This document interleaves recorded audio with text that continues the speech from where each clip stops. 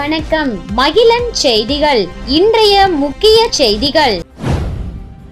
கதிர்காமம் தட்சிணாமூர்த்தி நகரில் இந்திரா காந்தி அரசு கலை மற்றும் அறிவியல் கல்லூரி கட்டுமான பணிக்கு பூமி பூஜை விழா விமர்சையாக நடைபெற்றது.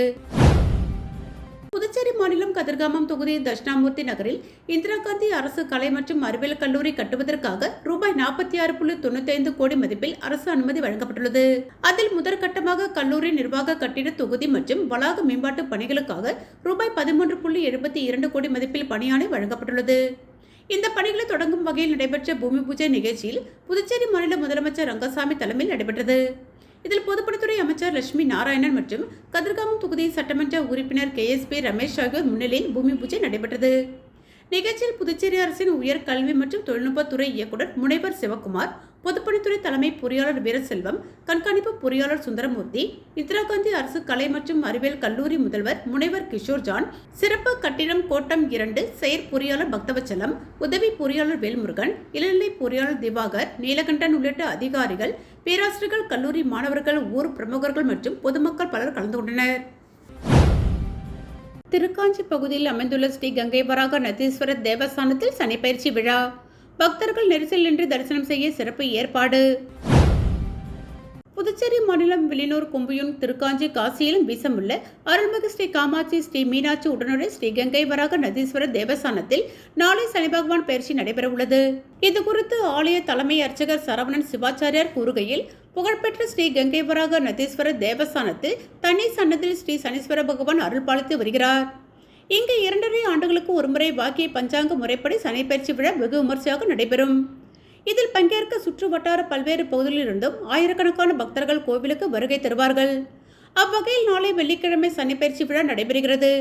அன்றைய தினம் காலை 8:24 மணிக்கு சனி பகவான் கும்ப ராசியிலிருந்து மீன ராசிக்கு இடம்பெயர்கிறார்.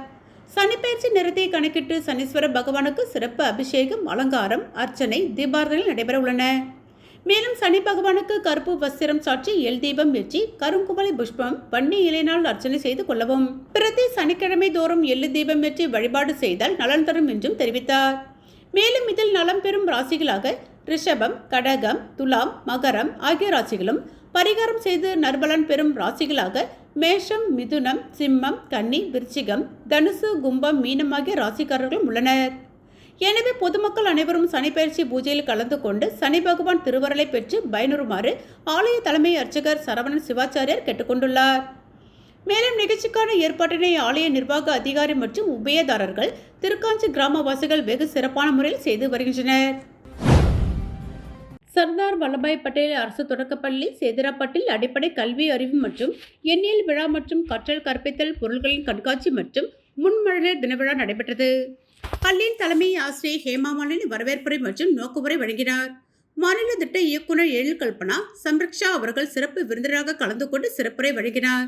சர்தார் வல்லபாய் பட்டேல் அரசு மேல்நிலைப்பள்ளி துணை முதல்வர் உமா வாழ்த்துரை வழங்கினார். விழாவிற்கு 5ஆம் வட்ட பள்ளி துணை ஆய்வாளர் புவியரசன் முன்னிலை வகித்தார். மாநில திட்ட இயக்குநர் எழில் கல்பனா விழாவினை துவக்கி வைத்தார். மாணவர்களின் வாசித்தல் மற்றும் எண்ணறிவு செயல்பாடுகளையும் கற்றல் கற்பித்தல் கண்காட்சியும் முன்மழலையர்களின் கற்றல் பொருட்களின் கண்காட்சியும் பார்வையிட்டார். சிறப்பு விருந்தினர்கள் மாணவர்களுக்கு புத்தகங்களையும் கேடயங்களையும் வழங்கினர். மாணவர்களின் திறமைகளை பாராட்டி மென்மேலும் வளர தங்களின் வாழ்த்துக்களை கூறினர்.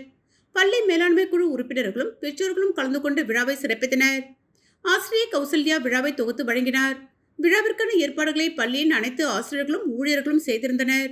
இறுதியாக ஆசிரியர் சரிதா நன்றி உரை வழங்க விழா இனிதே நிறைவு பெற்றது. தேர்தலை முன்னிட்டு புதுச்சேரியில் காவல்துறை, துணை ராணுவத்தினர் அணிவகுப்பு. தேர்தலை முன்னிட்டு பாதுகாப்பு ஏற்பாடுகளை வலுப்படுத்தும் வகையில் புதுச்சேரி காவல்துறையினர் மற்றும் துணை ராணுவத்தினர் இணைந்து அணிவகுப்பு நடத்தினர். இந்த அணிவகுப்பு இந்திரா காந்தி சிலை அருகிலிருந்து தொடங்கி மூலக்குளம் வரை நடைபெற்றது. இதில் காவல்துறை மற்றும் துணை ராணுவத்தினர் இணைந்து நகரின் முக்கிய சாலைகளில் அணிவகுத்து சென்றனர். பொதுமக்கள் பாதுகாப்பாகவும் அமைதியாகவும் தேர்தலில் பங்கேற்கும் வகையில் இந்த அணிவகுப்பு நடத்தப்பட்டதாக காவல்துறை தரப்பில் தெரிவிக்கப்பட்டது. கோட்டக்குப்பத்தில் புதிய நகராட்சி அலுவலகம் திறப்பு மற்றும் நலத்திட்ட உதவிகள் வழங்கல். MLA லட்சுமணன் பங்கேற்பு. கோட்டக்குப்பம் விழுப்புரம் மாவட்டம் வானூர் சட்டமன்ற தொகுதிக்குட்பட்ட கோட்டக்குப்பம் நகராட்சியில் இன்று புதிய நகராட்சி அலுவலக கட்டிட திறப்பு விழா மற்றும் திமுக சார்பில் நலத்திட்ட உதவிகள் வழங்கும் விழா சிறப்பாக நடைபெற்றது. தமிழக முதலமைச்சர் மு.க.ஸ்டாலின் அவர்கள் சென்னையில் இருந்தபடி காணொலி காட்சி வாயிலாக கோட்டகுப்பம் நகராட்சி அலுவலக புதிய கட்டிடத்தை முறைப்படி திறந்து வைத்தார். இதனைத் தொடர்ந்து கோட்டகுப்பம் பகுதியில் விழா கோலம் பூண்டது. இந்த நிகழ்வின் ஒரு பகுதியாக பொதுமக்களுக்கு நலத்திட்ட உதவிகள் வழங்கும் விழா மனோன்மணி அம்மன் திருமண நிலையத்தில் நடைபெற்றது. விழுப்புரம் மத்திய மாவட்ட பொறுப்பாளரும் விழுப்புரம் சட்டமன்ற உறுப்பினருமான ஆர். லட்சுமணன் அவர்கள் சிறப்பு அழைப்பாளராக கலந்து கொண்டு தலைமை தாங்கினார். அவர் கோட்டகுப்பம் பகுதி மக்களுக்கு பல்வேறு நலத்திட்ட உதவிகளை வழங்கி சிறப்புரையாற்றினார். இந்த விழாவிற்கான அனைத்து ஏற்பாடுகளையும் கோட்டகுப்பம் நகர செயலாளர் ஜெயமூர்த்தி முன்னின்று கவனித்தார். நிகழ்ச்சியில் முக்கிய நிர்வாகிகள் கலந்து கொண்டனர்.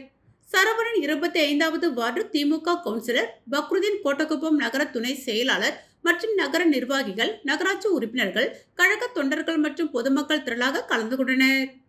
புதிய நகராட்சி அலுவலகம் செயல்பாட்டுக்கு வந்திருப்பதன் மூலம் கோட்டகுப்பம் பகுதி மக்களின் நிர்வாக ரீதியிலான தேவைகள் இனி விரைந்து முடிக்கப்படும் என விழாவில் தெரிவிக்கப்பட்டது. மாசிமக தீர்த்தவாரிக்கு வருகை புரிந்த பக்தர்களுக்கு புதுவை மக்கள் திலகம் எம்ஜிஆர் பேரவை சார்பில் அன்னதானம் வழங்கப்பட்டது. புதுச்சேரி வைத்துக்குப்பம் பகுதியில் மாசிமக தீர்த்தவாரி விழா விமர்சையாக நடைபெற்றது. விழாவில் திரளான பக்தர்கள் கலந்து கொண்டு சுவாமியை வழிபட்டனர். இந்த விழாவில் கலந்து கொள்ள வருகை புரிந்த பக்தர்களுக்கு புதுவை மக்கள் திலகம் எம்ஜிஆர் பேரவை சார்பில் மோர் வழங்கப்பட்டது. புதுச்சேரியில் சலவை தொழிலாளர்களுக்கு தள்ளுவண்டி மற்றும் இஸ்திரி பெட்டி வழங்கும் திட்டத்தை பாராளுமன்ற உறுப்பினர் செல்வகணபதி தொடங்கி வைத்தார். புதுச்சேரி பிற்படுத்தப்பட்டோர் மற்றும் சிறுபான்மையினர் நலத்துறை மூலம் சலவை தொழிலாளர்களுக்கு தள்ளுவண்டி மற்றும் இஸ்திரி பெட்டி வழங்கப்பட உள்ளது. இதற்கான உத்தரவை புதுவை பாராளுமன்ற மாநிலங்களவை உறுப்பினர் செல்வகணபதி பரிந்துரையின் பேரில் பிற்படுத்தப்பட்டோர் மற்றும் சிறுபான்மையினர் நலத்துறை செயல்படுத்தியுள்ளது. இந்த திட்டத்தின் மூலம் புதுச்சேரியை சேர்ந்த 33 சலவை தொழிலாளர்களுக்கு தள்ளுவண்டி மற்றும் இஸ்திரி பெட்டிகள் வழங்கப்பட உள்ளதாக தெரிவிக்கப்பட்டுள்ளது. மேலும் இந்த திட்டத்தில் பயனடைய விரும்பும் புதுச்சேரி பிற்படுத்தப்பட்டோர் மற்றும் சிறுபான்மையினர் நலத்துறையை அணுகி தேவையான ஆவணங்கள், சான்றுகள் உள்ளிட்ட விவரங்களை சமர்ப்பித்து விண்ணப்பிக்கலாம் என அதிகாரிகள் தெரிவித்துள்ளனர். கடற்கரை அரிப்பை கட்டுப்படுத்த காலாப்பட்டு தொகுதியில் கடலோர பாதுகாப்பு கட்டுமான பணிகளுக்கு தொகுதி சட்டமன்ற உறுப்பினர் கல்யாண சுந்தரம் பூமி பூஜை செய்து தொடங்கி வைத்தார். புதுச்சேரி காலாப்பட்டு தொகுதிக்குட்பட்ட பிள்ளைச்சாவடி வடக்கு, சின்ன காலாப்பட்டு, பெரிய காலாப்பட்டு மற்றும் கணபதி செட்டிக்குளம் ஆகிய கடலோர கிராமங்களில் கடற்கரை அரிப்பை கட்டுப்படுத்த கடலோர பாதுகாப்பு கட்டுமான பணிகளுக்கு பூமி பூஜை நடைபெற்றது. இந்நிகழ்ச்சி புதுச்சேரி காலாப்பட்டு தொகுதி சட்டமன்ற உறுப்பினர் கல்யாண சுந்தரம் தீவிர முயற்சியில் நடைபெற்றது. பிள்ளைச்சாவடி வடக்கு பகுதியில் ரூபாய் 4,04,1793, சின்ன காலாப்பட்டு பகுதியில் ரூபாய் 3,71,83,334, பெரிய காலாப்பட்டு பகுதியில் ரூபாய் 3,33,23,299 மற்றும் கணபதி செட்டிக்குளம் பகுதியில் ரூபாய் 4,11,59,346 மதிப்பில் கடலோர பாதுகாப்பு கட்டுமான பணிகள் மேற்கொள்ளப்பட உள்ளன. இவ்விழாவில் வளர்ச்சி ஆணையர் மற்றும் பொதுப்பணித்துறை செயலர் முத்தம்மா IAS, பொதுப்பணித்துறை தலைமை பொறியாளர் வீரசெல்வம், கண்காணிப்பு பொறியாளர் சுந்தரமூர்த்தி, நீர்ப்பாசன கோட்ட செயற் பொறியாளர் ராஜ்குமார், உதவி பொறியாளர் மதிவாணன், இளநிலை பொறியாளர் ஞானசேகரன் மற்றும் ஒப்பந்ததாரர் ஓம் சக்தி கட்டுமான நிறுவனம் உள்ளிட்டோர் பங்கேற்றனர். மேற்கண்ட பணிகள் புதுச்சேரி அரசு பொதுப்பணித்துறை நீர்ப்பாசன பிரிவு மூலம் 6 மாத காலத்திற்குள் நிறைவு செய்ய திட்டமிடப்பட்டுள்ளது. நிகழ்ச்சியில் முக்கிய பிரமுகர்கள் மற்றும் ஊர் பொதுமக்கள் கலந்து கொண்டு விழாவை சிறப்பித்தனர். மாநில அந்தஸ்து கோரிக்கை அரசியல் வசதியாக பயன்படுத்தப்படுகிறது. முதல்வர் கடந்த வாரம் மாநில அந்தஸ்து குறித்து பேசியது தொடர்பாக விமர்சனங்கள் எழுந்துள்ளன. அவர் ஒரு கோரிக்கையை உண்மையான அக்கறையுடன் முன்வைக்கவில்லை. பொதுமக்கள் முன்னிலையில் தீவிரம் காட்டும் தோற்றமே அவர் நோக்கம். சட்டமன்றத்தில் எத்தனை முறை மாநில அந்தஸ்து தீர்மானம் நிறைவேற்றப்பட்டது என்பதையும் அவர் தெளிவாக சொல்லவில்லை. கோரிக்கை உண்மையிலேயே பிரதமரின் கவனத்திற்கு செல்ல வேண்டும் என்றால் நேரடியாக முன்வைத்து பதில் பெறலாம், அல்லது மாநில அந்தஸ்து கோரிக்கை மனுவை மேடையிலேயே வழங்க முடியும். பிரதமர் வருவதற்கு முன் கட்சி தலைவர்களுடன் இணைந்து மனுவை சமர்ப்பிக்க வாய்ப்பிருந்தது. ஆனால் இத்தகைய எந்த நடவடிக்கையும் எடுக்கப்படவில்லை. மாநில அந்தஸ்து மக்களின் சுயாட்சிக்கான அடிப்படை உரிமை மற்றும் மாநில நிர்வாக சுதந்திரத்தை வழங்கும் சட்டப்பூர்வ உரிமையாகும். அதிகாரமே உயர்ந்த அந்தஸ்து என நினைக்கும் மனப்பான்மையோடு செயல்படுவதால் கோரிக்கை அரசியல் வசதியாக மட்டுமே பயன்படுத்தப்படுகிறது. இந்த மனப்பான்மை நீடிக்கும் வரை புதுச்சேரிக்கு மாநில அந்தஸ்து கிடையாது. மாநில அந்தஸ்தை பெறுவதற்காக கட்சி தொடங்கப்பட்டாலும் முறையான மனு சமர்ப்பிக்கப்படவில்லை. வரவிருக்கும் சட்டமன்ற தேர்தல் அறிக்கையில் மாநில அந்தஸ்து உயர்நாடி கொள்கை என குறிப்பிடலாம். ஆனால் மக்கள் பெரிதாக எடுத்துக்கொள்ளாமல் இது ஒரு புன்முறுவலாக கடந்து செல்லும் நிலை உருவாகியுள்ளது. புதுச்சேரி புதிய பேருந்து நிலையத்தில் 6.4 பவுண்ட் தாலி செயினை திருட முயன்ற 2 பெண்கள் உருளையன்பேட்டை போலீசாரால் 1 மணி நேரத்தில் கைது செய்யப்பட்டு அவர்களை நீதிமன்றத்தில் ஆஜர்படுத்தி சிறையில் அடைக்கப்பட்டனர். புதுச்சேரி புதிய பேருந்து நிலையத்தில் அரசு ஊழியரிடம் 6.4 பவுன் தாலி செயினை பறித்து பேருந்தில் தப்பிய 2 பெண்களை உருளையன்பேட்டை போலீசார் 1 மணி நேரத்தில் கைது செய்தனர். விழுப்புரம் மாவட்டம் ஐயூர் அகரம் பகுதியைச் சேர்ந்தவர் சித்ரா, வயது 55. இவர் மயிலாடுதுறையில் சமூக நலத்துறையில் மேற்பார்வையாளராக பணியாற்றி வருகிறார். நேற்று முன்தினம் மாலை புதுச்சேரி புதிய பேருந்து நிலையம் வந்த இவர் அங்குள்ள கழிவறைக்கு சென்றுள்ளார். அப்போது அவரை பின்தொடர்ந்த 2 பெண்கள் சித்ரா அணிந்திருந்த தங்க செயினை பறிக்க முயன்றனர். அவர் தடுக்கவே கொலை மிரட்டல் விடுத்த 2 பெண்களும் சித்ரா அணிந்திருந்த 6.4 பவுன் தங்க செயினை பறித்ததோடு அவரை கழிவறையில் கீழே தள்ளிவிட்டு அங்கு தயாராக நின்றிருந்த கடலூர் செல்லும் தனியார் பேருந்தில் ஏறி தப்பிச் சென்றனர். இதனால் அதிர்ச்சியடைந்த சித்ரா உடனே அங்குள்ள புறக்காவல் நிலையத்தில் நடந்த சம்பவத்தை தெரிவித்தார். தொடர்ந்து உருளையன்பேட்டை போலீசார் அங்கு விரைந்து சிசிடிவி காட்சிகளை பார்வையிட்டு நகைப்பறிப்பில் ஈடுபட்ட பெண்கள் யார் என்பதை அடையாளம் கண்டனர். அவர்கள் சென்று பேருந்து நடத்துனரின் செல்போனுக்கு உடனே தொடர்பு கொண்டு பேருந்தை கிருமம்பாக்கம் காவல் நிலையம் எதிரே நிறுத்துமாறு கூறினர்.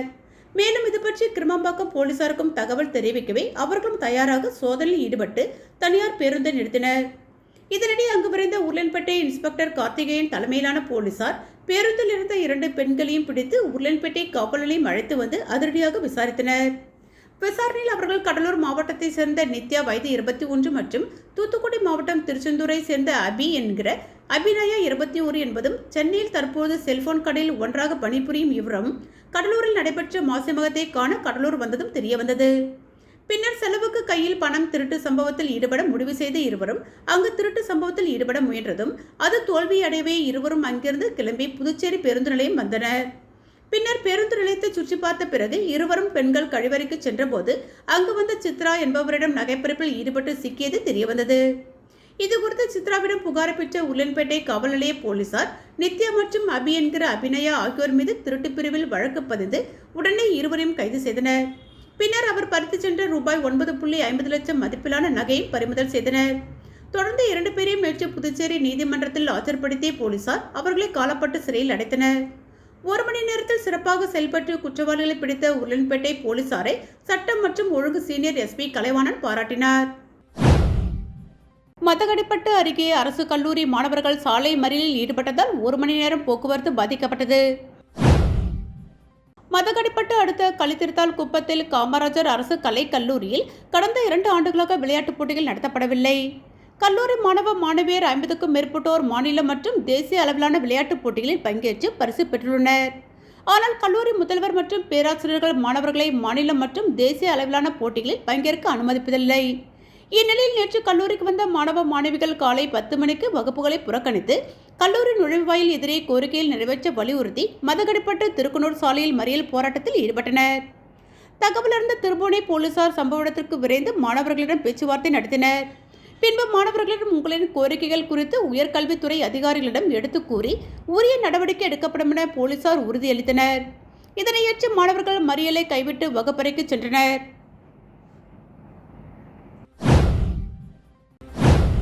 இத்துடன் மகிழன் செய்திகள் நிறைவடைந்தன.